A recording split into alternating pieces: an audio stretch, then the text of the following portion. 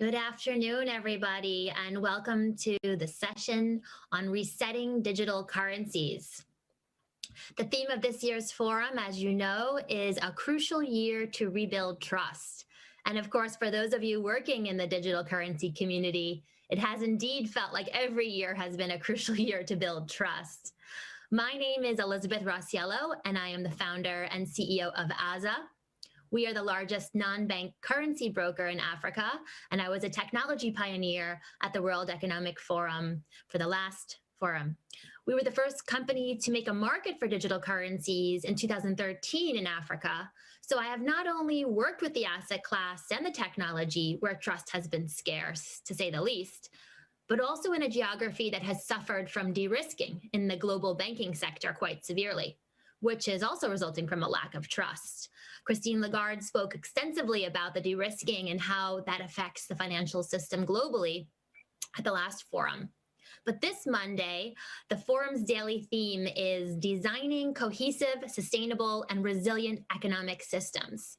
So I look forward to this conversation where we can discuss how, and more importantly, when, are digital currencies going to be part of the sustainable and resilient economic system. It will be important to hear from stakeholders on all sides of the topic. Clearly, as a technology startup in a frontier geography, digital currencies are part of my reality and the reality of my customers. But I acknowledge my experience is still not that of the majority. We are lucky today to hear from both the public and private sector, the regulatory and investment perspective, the for-profit retail and development sides of the square, and the timing could not be better. Just last week, Janet Yellen, the US Treasury Secretary, announcing the old fears about cryptocurrencies being used mainly for criminal transactions. But at the same time, we have a retail and institutional investor bull market for cryptocurrencies, driving the price of some to an all-time high close to $40,000.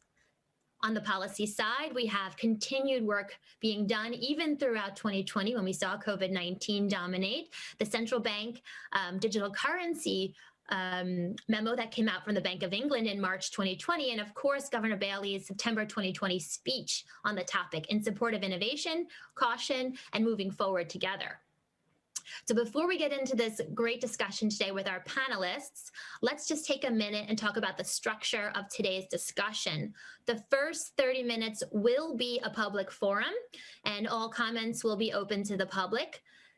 We have Sheila Warren, the head of blockchain, digital assets, and data policy at the World Economic Forum, going to come on for the second 30 minutes, where we'll be able to have a question and answer session by invite only for the participants who are part of the forum. So let's get to our panel.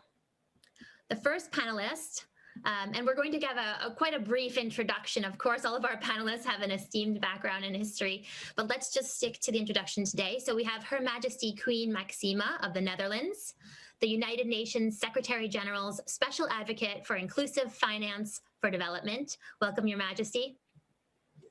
We'll have Andrew Bailey, the Governor of the Bank of England. Welcome, Governor. We have Hikmet Ersek, the President and Chief Executive Officer and Director of the Western Union Company.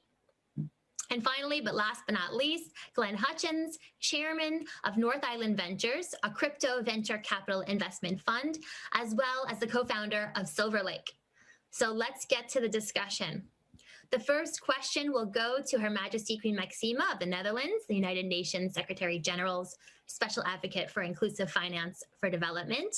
So, Your Majesty, let's put this topic into context. Can you share any historical examples that come to mind that could provide us with some lessons for the design and governance of digital currencies? Thank you very much, first of all, for having us here and being able to discuss this very important issue. Which is very much part of the future for all of us and very important for financial inclusion. And talk about history, I mean, we're in Holland. I would say the first sort of neo-central bank was probably here from 1609 to 1820, the Bank of Amsterdam.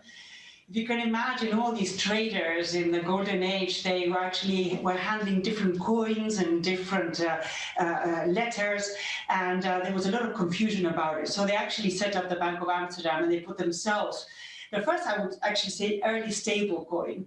So they actually put their gold and their silver, and they created a stablecoin. It, of course, made payments much cheaper.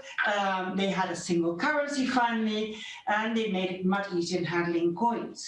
Now, this, of course, with trade, it flourished around the world, and the guilder kept on growing all around Europe and the world.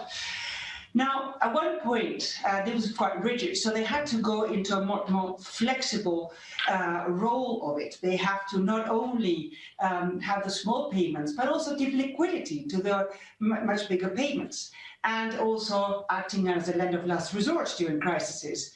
And of course, always trying to maintain the stable value of the guilder. So these are the two issues that are very important. Number one, the design of the stablecoin and all the features therein to actually make it, stable, flexible, and actually giving the lender of last resort, etc. And the other issue is the governance, because as the bank started to give much more credit and taking deposits, it was actually the governance of the Bank of Amsterdam that gave the trust, not so much basically the assets that were backing this guilder. So, so that's extremely important to realize that we've actually went through these situations. And what is actually very important is that what happened in the end is that going back to the governance issue, is that the Bank of Amsterdam, they were actually very chummy with some of the traders, and they overstretched their indebtedness to some of the traders, and of course that meant the fall of the guilder at that point, in which the Bank of England took over as a European, I would say, currency of the day, which basically gives us again how important the governance on a single currency, how the design is, that it has to be stable, but at the same time flexible enough, and it has to be able to provide sufficient liquidity.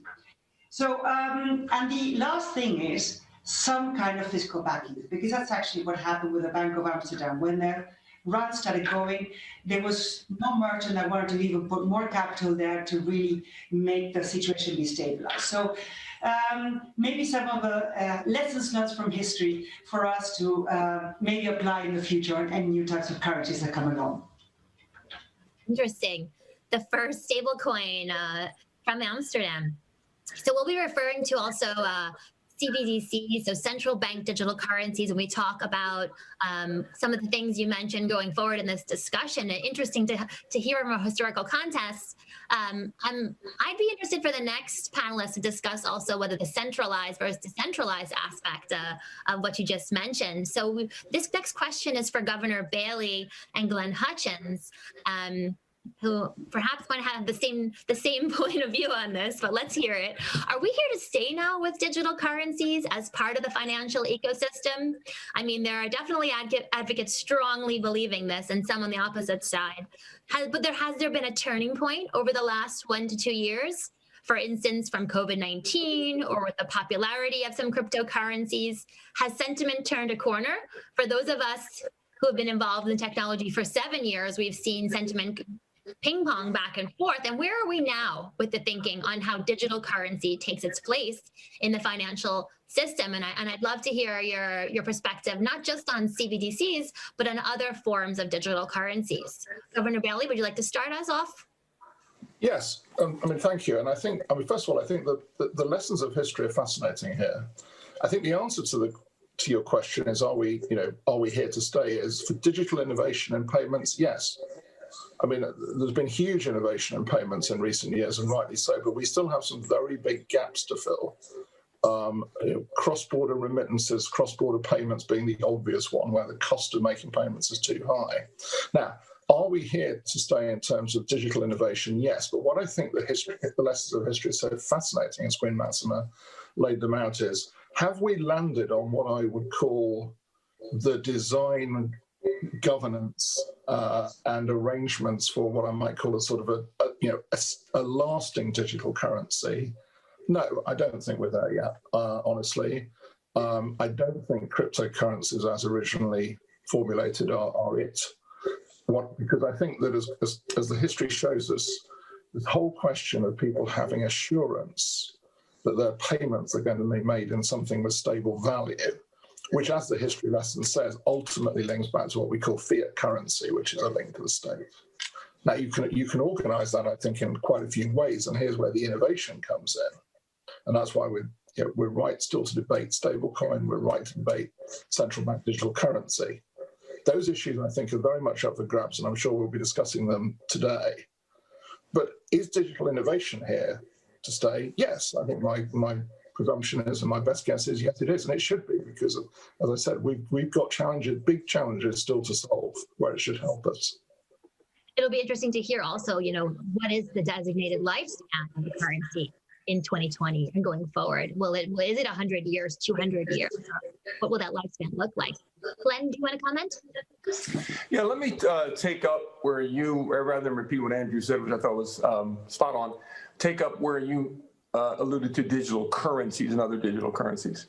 Take a step back for a moment. The currency is one of three elements that are the fundamental innovation here. The other two are the blockchain and the protocol, in this case, the Bitcoin protocol. They work together in a way that makes them inseparable. If you analogize it to a railroad, the token or coin is the boxcar, the blockchain is the cargo manifest, and the protocol are the rails. And so that's kind of how to think about it. To talk about coins just by themselves without talking about protocols or the accounting ledgers kind of really only understands part of the problem. It's like talking about a battery, but not the whole internal combustion engine.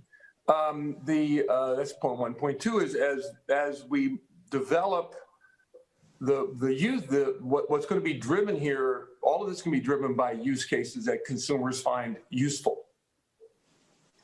And then that will allow the adoption of those technologies and adoption of those coins that are associated with the technologies.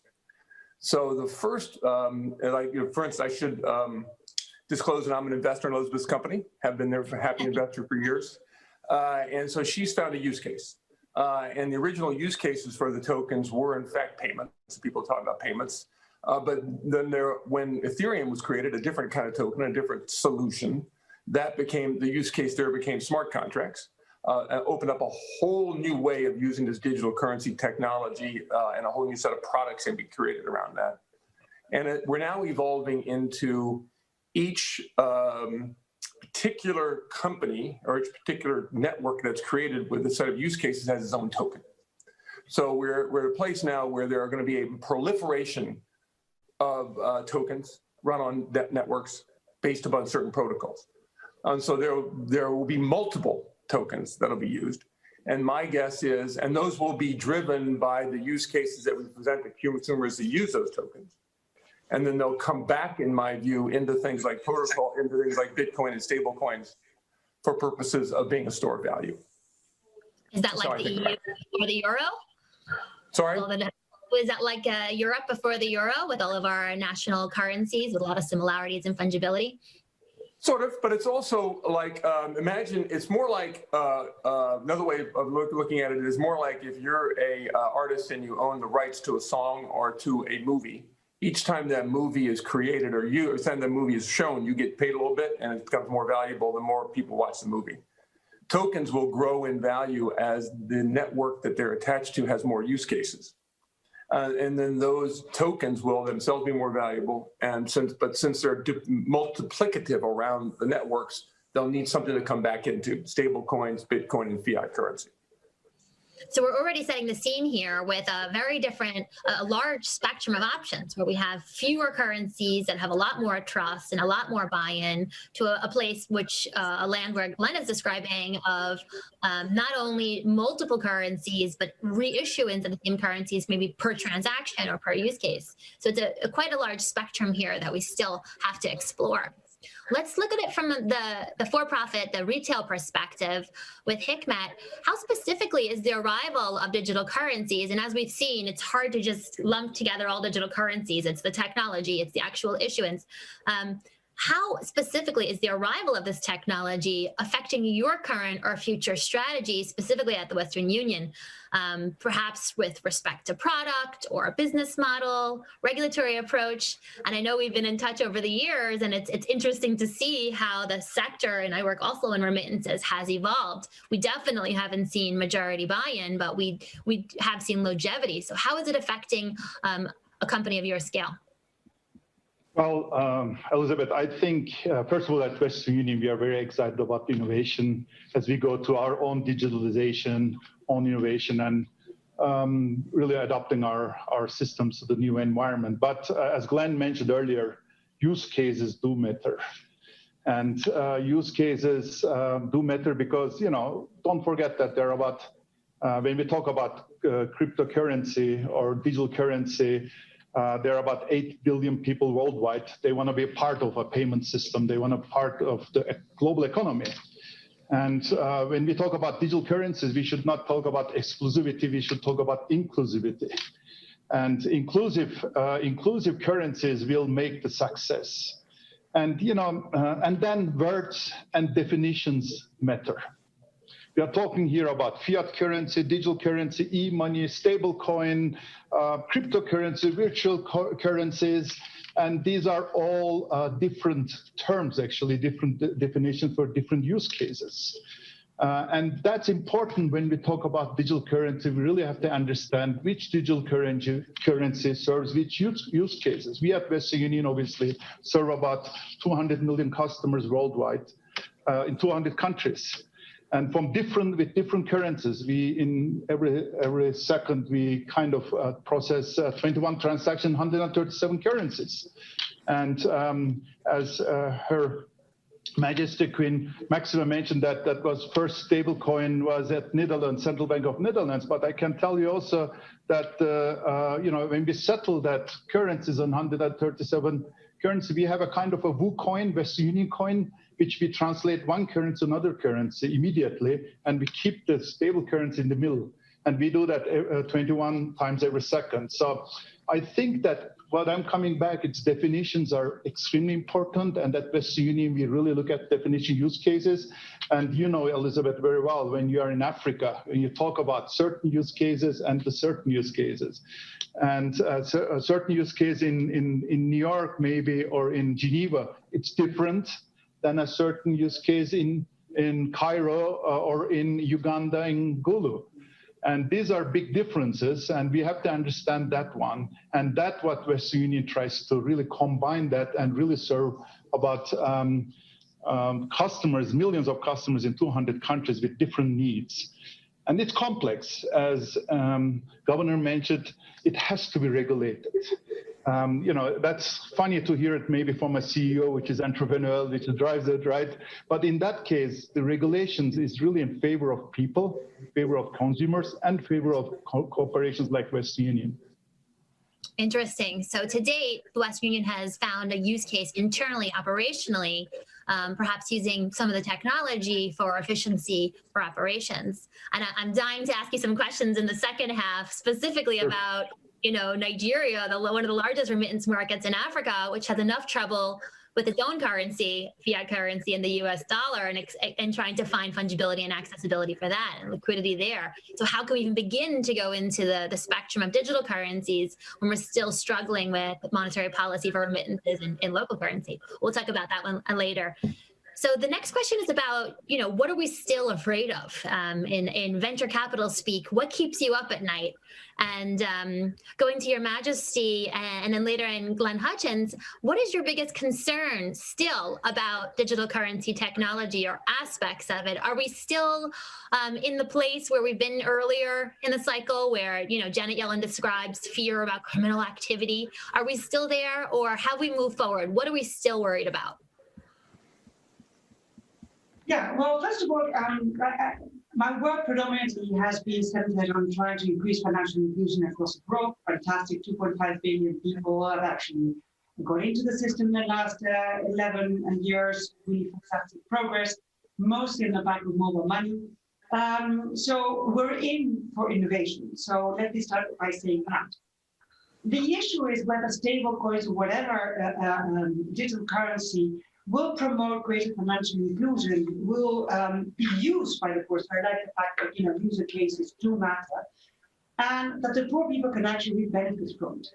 I will mention two things that maybe are going to be by technology advanced, but two things that are still very, very important are, first of all, speed and lack of technology. for the poor. In the case of speed, if I see Bitcoin, it actually does a maximum of 7 transactions per second, whilst mobile money is doing about 900 transactions per second. So in a situation where you're actually bringing new people into this financial service, and they really need to have trust, and having this instant thing of actually paying or sending the money to your mother, and your mother after that day or after 10 minutes haven't really got it, this, you're going to send it again. This is not very good in building trust. So that's one thing that is very important, and certainly very important for the digital retail transactions, because if we want to get people out of cash into transacting digitally, this has to be a very, very fast, very quick type of retail transaction as well. One thing is the what I say, what takes too long is sometimes when you get the confirmation the payment went through, that actually leaves people sort of in this trust issue. But you can actually say, well, maybe the speed can go up. And the speed issue is, of course, because you are doing the crypto part of the blockchain. You don't need to have the blockchain part, it needs to have a center, it needs to have a digital currency. So that's also in the design. The other issue is the lack of technology. Most of digital currencies do depend still on smartphones. And I have to say that 60% of Sub-Saharan Africa people have actually feature phones. And about a half of all the transfers are actually done through feature phones in all emerging markets. So we are still not there unless we actually promote some type of digital currency that can be handled by a feature phone. It's going to take a long time until people can afford this kind of currency. So that's something, I would also like to stress.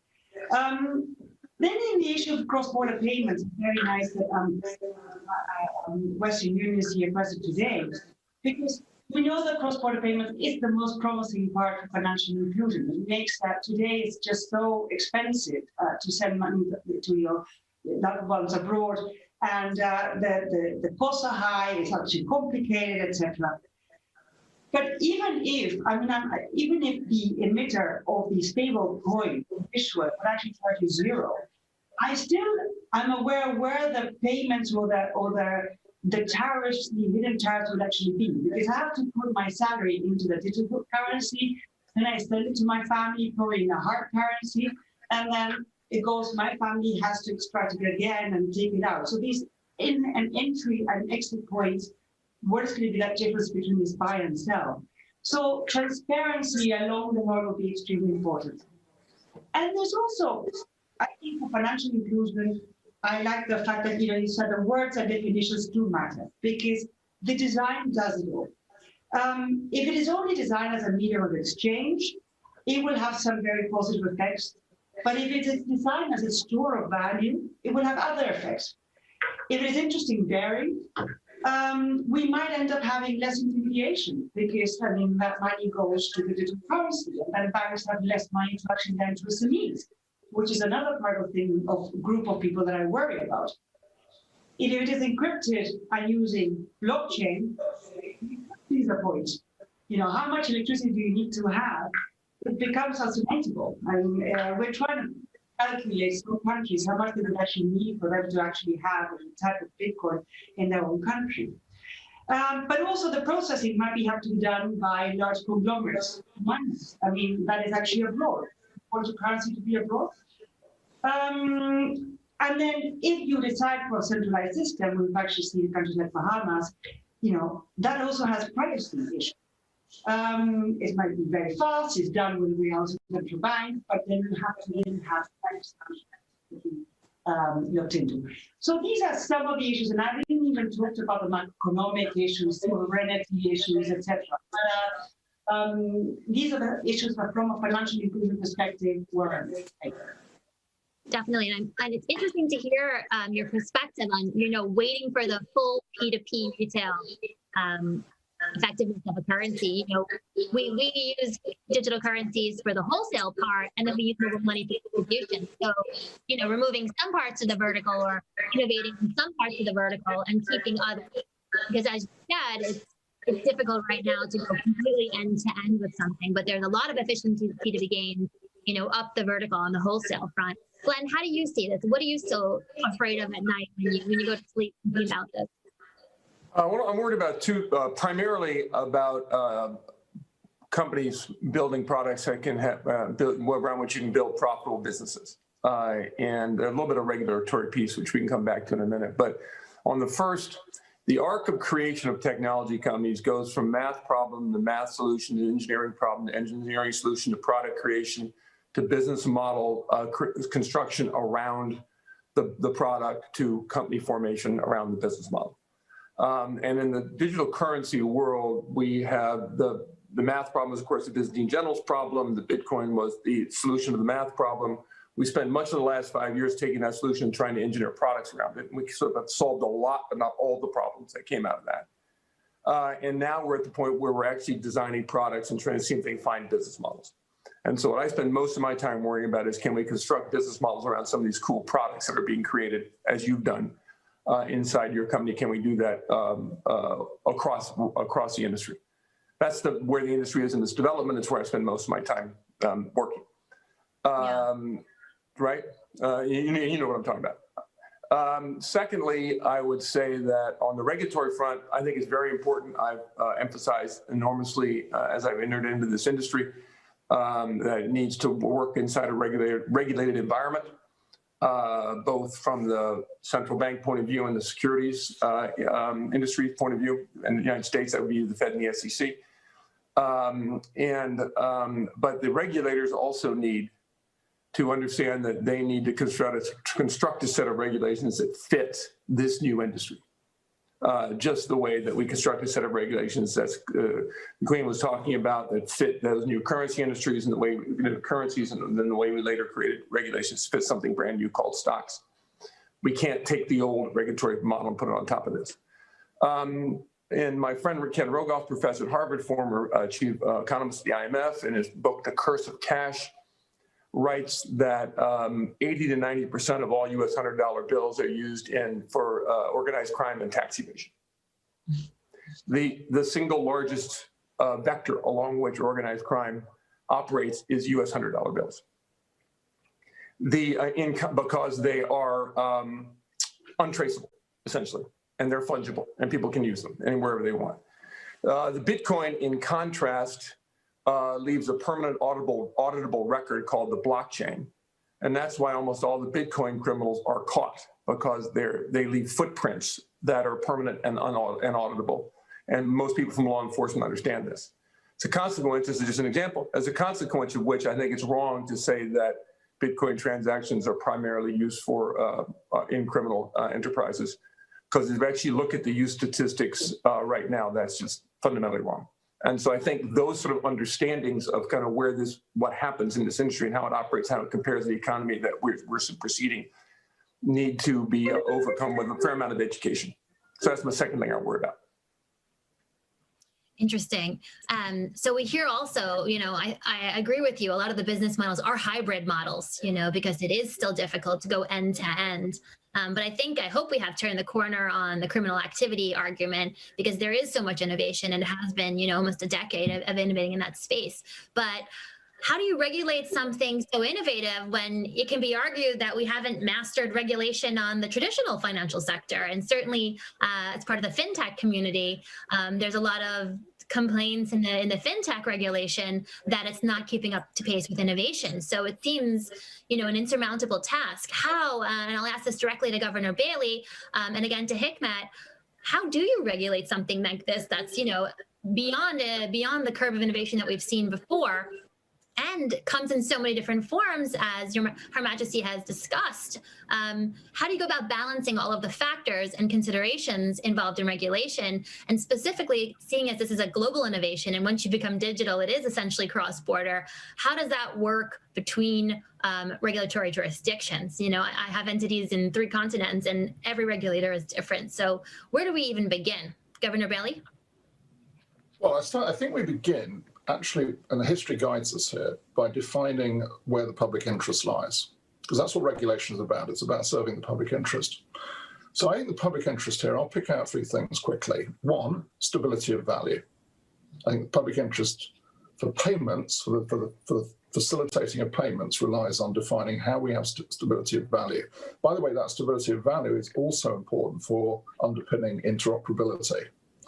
Second, as we were just talking about, how to ensure that we can tackle the potential use of financial crime. Thirdly, and this is a big one, I think, that's obviously on, now coming onto the landscape. The whole question of a privacy standard for access to the personal information that will go with transactions made in any form of digital currency, and how where the public interest lies in terms of the balance between privacy and obviously the benefits to the public that come with reduced transactions costs, use, as Her Majesty was saying, use across borders, which I think is hugely important, and a lot of work is going on, by the way, in the international community. So the answer on regulation is, in a way, it's not changed. Define the public interest and then build it out to fit the context and the technology. But don't think the technology becomes before the public interest. It doesn't. And do you see, a quick follow-up question here, I can't hold back. Do you see the public interest dividing with the new digital divide in this revolution that we're having here in technology? Do we see for the first time in history, or is this maybe history repeating itself, a true divide in what the public interest is in terms of absorbing, utilizing, adoring, and implementing technology? I think at root, no, it doesn't. I think there are always potentially different interpretations of what the public interest was. It may be, as Her Majesty was saying, if you go back and look at the Bank of Amsterdam, you may have found different interpretations of the sort of issues that, in a sense, guided its success and its eventual downfall. But ultimately, actually, no, I don't see a fundamental division of the public interest. But I think you can go through very noisy periods. And I think, let's take the third example I gave. The question of privacy of information and access to personal information. I think you can go through periods when that is hotly debated, rightly so in a way, because we've got to define what the public interest is. But I would be surprised if there was ultimately a fundamental difference of view on where the public interest lies. You have to come to some of my dinner parties then. To hear the you're debating. That's great. You're debating it, clearly. I'm not having any dinner parties during lockdown, I promise, Governor Bailey. Okay, so Hikmet, how do you see this from a business perspective? Do you agree with the governor? Is it business as usual in terms of creating regulation? Is there something new that we have to consider using this technology? As a business leader of a company which transacts so many transactions, I don't see regulations are different than innovation. You have to innovate within the regulatory environment. The regulatory environment is in the public interest, obviously, protecting the consumers in our cases. And protecting the consumers means also including a lot of consumers within our system. With that, you have to be very innovative in investing in the regulatory environment. In the last years, Western Union has been investing hundreds of millions or billions of dollars in the anti-money laundering, on the regulatory environment, being active in 200 countries. And by the way, Glenn, I'm not sure if cash is the biggest laundering environment. I'm not really sure of that, because we know that we are working very close with the regulators in 200 countries, and we get admired for catching bad money. And we at Western Union don't want to have bad money in our system. So the cash, you could put also innovative way of how you really track the transaction, how you settle the transactions, how you convert the transactions within the environment. And that's something that we really do in that environment. Now, the digital currency environment, Elizabeth, is new, right? It's relatively new. And as I mentioned earlier, the definition and the words matter, how we define what do we regulate in the beginning. Do we regulate the stable coin? Do we regulate the currencies in the front line? Do we has an impact to the monetary policies? People are even mixing the monetary policies with the anti-money laundering regulations, which is has nothing to do with each other. I think we should start with the monetary policies, which has a big impact of a country. Like we're going to talk about Nigeria in a second, or also countries like Argentina, where the high inflation rates are huge, and the automatic switch to another asset is given within the population because they want to have the hard currency in digital currencies. And some countries like Nigeria, the central bank says that you have to switch it to dollars. You can't pay out in Nigerian currency. So these are more complex environment. And within that environment, I think I agree with Governor Bailey earlier said central banks have to talk to each other also. It's not like, we are talking about the regulation of the monetary policies, about the currencies, really controlling how much money is flowing out, flowing in. It's not like only, we are not talking about the digital innovation. We are really talking about economical changes and inclusive economy. Wonderful. And on that note, Hikmet, thank you so much for wrapping that up.